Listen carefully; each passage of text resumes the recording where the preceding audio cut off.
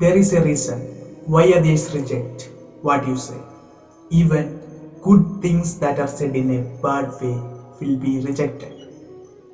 In some cases, even if we communicate honestly and accurately, many will turn a deaf ear. Even if some questions are answered very efficiently, the opposite can happen. Do you know why this happens? In some cases, it does not matter how relevant what we have to say is.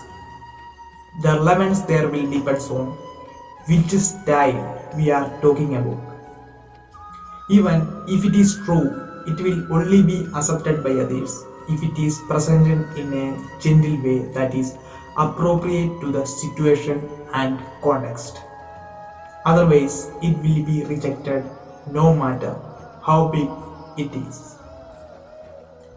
Medicine is all that matters to our health, but it can be detrimental to our health if we do not follow the right timing, dosage, and diet.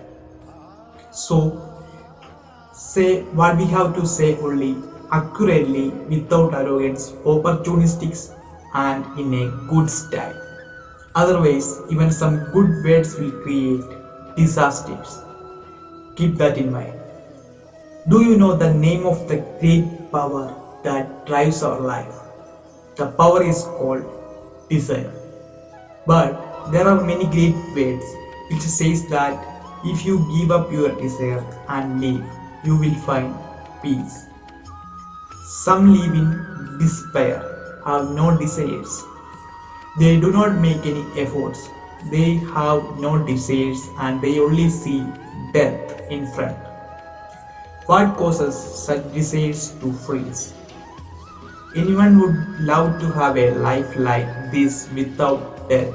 In fact, a patient has to develop his desire or giver. Think about whether desires are our enemy or our friend. Desire is not our enemy, but when choosing desire, there are two things that must be taken care of. Number one, it should not be contrary to the universe and other human beings, just as desire to their own convenience. No one can permanently find happiness by doing what works to ruin the happiness of others. No one can ever find happiness in himself by doing something that compromises the happiness of others. Keep this in mind. Another is that no person can ever succeed only by desires. There needs to be a plan to act on those desires. If a person who is lazy in deeds grows up with only the desire in his mind, it will only increases the greed.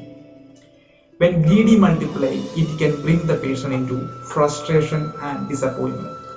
So keep in mind, the greedy of the lazy mind are the parents of despair.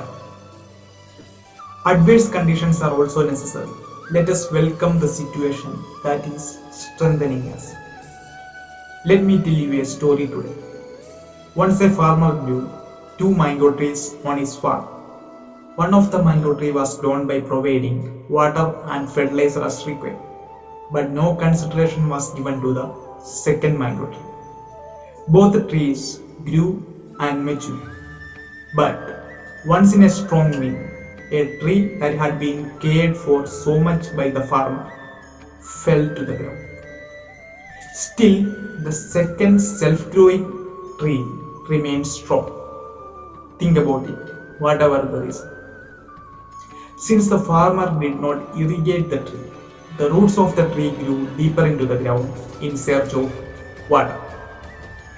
Those roots strengthened the tree and saved it from the strong wind. But the tree that the farmer irrigated, no attempt was made to dig the roots deeper into the earth as water was available from the upper surface itself. As a result, the tree was too weak to withstand the strong wind.